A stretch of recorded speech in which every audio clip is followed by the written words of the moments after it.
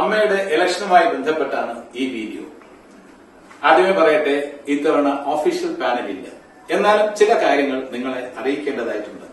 ഇത്തവണ എല്ലാവരും സ്ഥാനങ്ങളിൽ നിന്ന് മാറി നിൽക്കാൻ തയ്യാറായതാണ്, മോഹൻലാൽ ഉൾപ്പെടെ. മോഹൻലാല് സ്ഥാനാർത്ഥിയാകണം അല്ലെങ്കിൽ പ്രസിഡന്റ് ആകണമെന്ന് അഭ്യർത്ഥിച്ചത് എല്ലാവരും കൂടി ചേർന്നാണ്.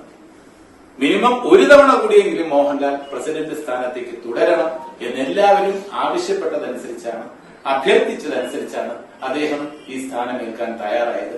അതിന് വ്യക്തിപരമായി നമ്മളെല്ലാവരുടെയും പേരിൽ അദ്ദേഹത്തോടുള്ള നന്ദി ഞാൻ രേഖപ്പെടുത്തുന്നു. മോഹൻലാലിന്റെ നേതൃത്വത്തിലുള്ള ഒരു സമിതിയിലേക്ക് ജനറൽ സെക്രട്ടറി സ്ഥാനത്ത് നിന്നും ഇടവേള ബാബു മാറി നിൽക്കാനുള്ള ആ തീരുമാനം അറിയിച്ചപ്പോ നമുക്ക് എല്ലാവർക്കും വേദനയുണ്ടായി. പക്ഷേ നിർണായക ഘട്ടത്തിൽ സെക്രട്ടറിയായി മത്സരിക്കാൻ സിദ്ദിഖ് സന്നദ്ധത അറിയിച്ചു. അതിന് സിദ്ദിഖിനോടുള്ള ആ സ്നേഹം നമുക്ക് എല്ലാവർക്കും അറിയിക്കേണ്ടതായിട്ടുണ്ട്. കാരണം ഒരുപാട് വെല്ലുവിളികളുള്ള ഒരു പോസ്റ്റാണ്. ഇടവേള ബാബു സ്തുത്യർഹമായി പ്രവർത്തിച്ച ഒരു പോസ്റ്റിലേക്ക് ആ ചാലഞ്ച് ഏറ്റെടുത്ത് വോളണ്ടിയർ ചെയ്ത് വന്ന സിദ്ദിഖിനെ നമുക്ക് എല്ലാവർക്കും സപ്പോർട്ട് ചെയ്യണമെന്നാണ് എന്റെ വിനീതമായ അഭ്യർത്ഥന. മോഹൻലാലിന്റെ നേതൃത്വത്തിലുള്ള സമിതിയിൽ വൈസ് പ്രസിഡന്റുമാരായി മഞ്ജു പിള്ളയും ഞാനും മത്സരിക്കുന്നുണ്ട്.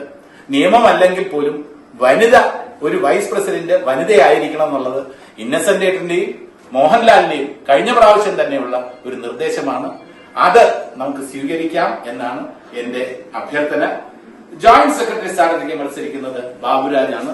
എക്സിക്യൂട്ടീവ് കമ്മിറ്റി മെമ്പർ എന്ന നിലയിൽ സുത്യർഹമായിട്ടുള്ള സേവനം അനുഷ്ഠിച്ചിട്ടുള്ള ബാബുരാജ് നമ്മുടെ ജോയിന്റ് സെക്രട്ടറി ആകട്ടെ എന്നാണ് നമ്മളെല്ലാവരും ആഗ്രഹിക്കുന്നത്, പ്രാർത്ഥിക്കുന്നത്. നിങ്ങളുടെ അനുഗ്രഹം വേണം. ട്രഷററായി എതിരില്ലാതെ Unni Mukundan തെരഞ്ഞെടുക്കപ്പെട്ടിട്ടുണ്ട്. Executive committee panel ഇവിടെ എല്ലാവരും എത്തിയിട്ടില്ല. ടൊവിനോ ഒക്കെ മാറി നിൽക്കാനുള്ള സന്നദ്ധ അറിയിച്ചതാണ്. ടൊവിനോയെ നിർബന്ധിച്ചാണ് നമ്മൾ ഈ പാനലില് തെരഞ്ഞെടുത്തത്. ടിനി ടോം ഇവിടുത്തെ എല്ലാ പ്രവർത്തനങ്ങളിലും വളരെ സജീവ സാന്നിധ്യമാണ്. അപ്പോൾ ടിനി ടോമിന്റെ ഒരു പ്രവർത്തനം ഇത്തവണയും മുതൽക്കൂട്ടാകും എന്ന് തന്നെയാണ് നമ്മുടെ വിശ്വാസം. എക്സിക്യൂട്ടീവ് കമ്മിറ്റിയിലെ 11 പേരെ തെരഞ്ഞെടുക്കാം. 12 ആയാൽ അസാധുവാകും. 11 പേർക്കുള്ള ആ തെരഞ്ഞെടുപ്പ് ഒഫീഷ്യൽ അല്ലെങ്കിൽ പോലും നമ്മൾ നിർദ്ദേശിക്കുന്ന എക്സിക്യൂട്ടീവ് കമ്മിറ്റി മെമ്പേഴ്സിന്റെ ഒരു ലിസ്റ്റ് ഇതിനോടകം തന്നെ നിങ്ങൾക്ക് കിട്ടിയിട്ടുണ്ടാവും.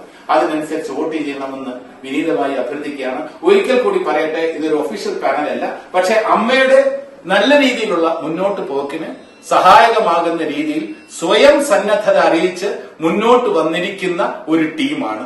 ഈ ടീമിന് നിങ്ങളുടെ അനുഗ്രഹം വേണമെന്ന് വിനീതമായി അഭ്യർത്ഥിക്കുന്നു. നന്ദി, നമസ്കാരം.